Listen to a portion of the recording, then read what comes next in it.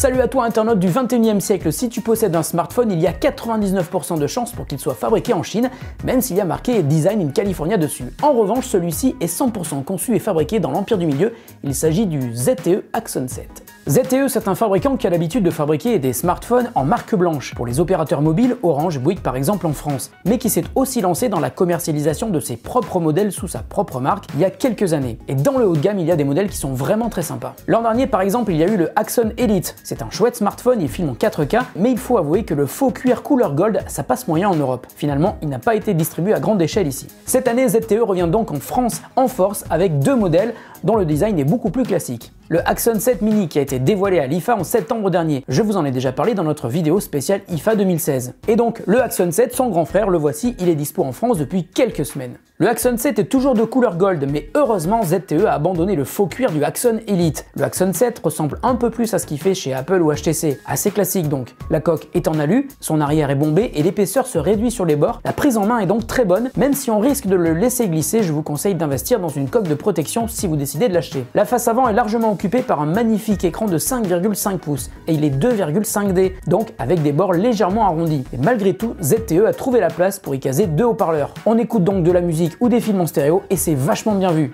Enfin, entendu. D'ailleurs, le smartphone est certifié Dolby Atmos. Le son est donc très puissant, ce n'est pas de la hi-fi, mais ça envoie du bois. Bon, à titre perso, je trouve qu'il n'atteint pas la qualité du son de l'iPhone 7 Plus, qui lui aussi est en stéréo, mais le Axon 7 est beaucoup plus puissant et ça, c'est indéniable. Et le son n'est pas le seul bon point de ce smartphone, on va rentrer dans le spec du produit et vous allez voir qu'on est face à un truc assez dingue. À l'intérieur, c'est vraiment une démo technique. Le ZTE Axon 7 est tout simplement l'un des smartphones les plus puissants du marché actuellement. Antutu Benchmark lui donne un score de plus de 143 000 points, c'est énorme. Le processeur est un Qualcomm Snapdragon 820 quad-core et 64 bits. Dans les jeux, c'est le confort absolu. Par exemple, dans Angry Birds Go, c'est ultra fluide, j'ai rarement vu aussi bon sur Android et en tout cas jamais à ce tarif-là. Le Axon 7 est aussi équipé de 4 Go de RAM et de 64 Go de stockage interne que l'on peut augmenter avec une carte micro SD. Le Axon 7 est double SIM et la place de la deuxième SIM peut donc être utilisée pour ajouter une carte micro SD. L'écran est en résolution Quad HD ou 2K avec un pitch de 538 dpi. Ça veut dire que la définition est excellente et qu'il y a 538 pixels par pouce carré. Alors les pixels, vous ne les voyez pas à l'œil nu.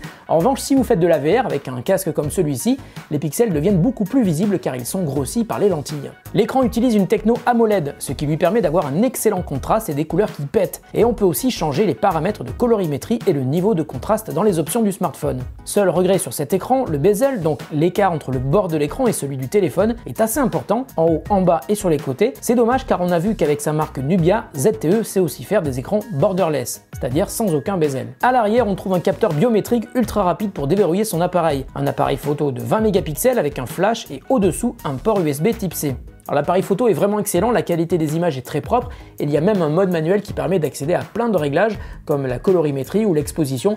En revanche, il manque le mode RAW pour les photos et ça c'est vraiment dommage. Et pour les vidéos, c'est aussi une très bonne surprise. Les photos sont donc très belles, très contrastées sans aller jusqu'à l'excès et même en mode automatique, les images ressemblent d'ailleurs beaucoup à celles prises avec un Galaxy S7. Le capteur photo est d'ailleurs fourni par Samsung. L'appareil avant de 8 mégapixels est aussi tout à fait honorable et même pour les selfies en luminosité moyenne, le résultat est satisfaisant. En vidéo, on peut filmer en 4K et détail intelligent, on peut même choisir entre les codecs H264 et H265. C'est une très bonne idée car le H265 prend 2 fois moins de place, mais pour l'instant il est compatible avec beaucoup moins d'applications que le H264. C'est donc un pari sur l'avenir, mais qui laisse tout de même le choix d'utiliser un format beaucoup plus répandu actuellement. Pour la qualité des vidéos, vous pouvez donc voir à l'écran ce que ça donne. J'ai trouvé ça excellent, surtout dans de bonnes conditions de luminosité. On aurait pu apprécier une stabilisation vidéo en 4K, mais la stabilisation optique de qualité ne fonctionne qu'en Full HD. Passons maintenant à la partie logicielle du ZTE Axon 7 et vous allez voir que là aussi il y a beaucoup de choses à dire. Le Axon 7 tourne sous Android 6 pour l'instant et l'expérience utilisateur est excellente car la surcouche MyFavor 4.0, à l'instar de EMUI chez Huawei ou Honor, est ultra complète. Même si on ne trouve pas de tiroir d'application, les options accessibles sont très nombreuses,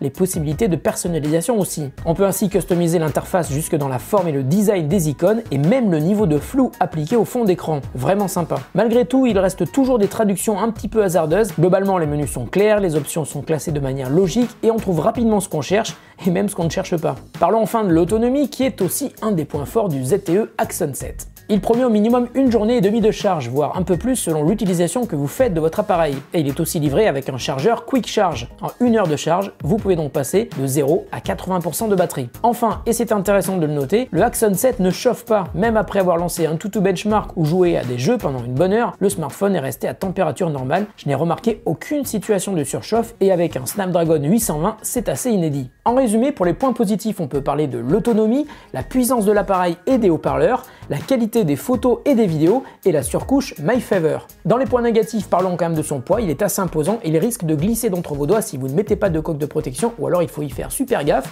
À l'avant, l'écran aurait mérité d'utiliser beaucoup plus de place sur cette surface avant. Et enfin, les menus qui sont parfois mal traduits. Enfin, je voudrais terminer sur un excellent point, son prix. Le ZTE Axon 7 est vendu 439 €. Il est équipé comme un appareil qui serait vendu quasiment 2 fois plus cher. C'est donc un appareil haut de gamme au prix d'un smartphone moyenne gamme. La vidéo est terminée. Si vous avez apprécié, n'hésitez pas à mettre un pouce en l'air. Ça fait super plaisir, à vous abonner à la chaîne. Et si vous êtes déjà abonné, vérifiez bien que vous avez coché la petite case à côté de la cloche qui vous permet d'être averti à chaque fois que nous sortons une vidéo, puisque YouTube a récemment changé les notifications. Merci à vous. Si vous avez liké mon t-shirt, c'est un Tostadora. Comme d'habitude, rendez-vous sur notre site thegrandtest.com pour aller vous l'acheter avec un bon de réduction de 20%. Merci beaucoup, à très bientôt sur The Grand Test.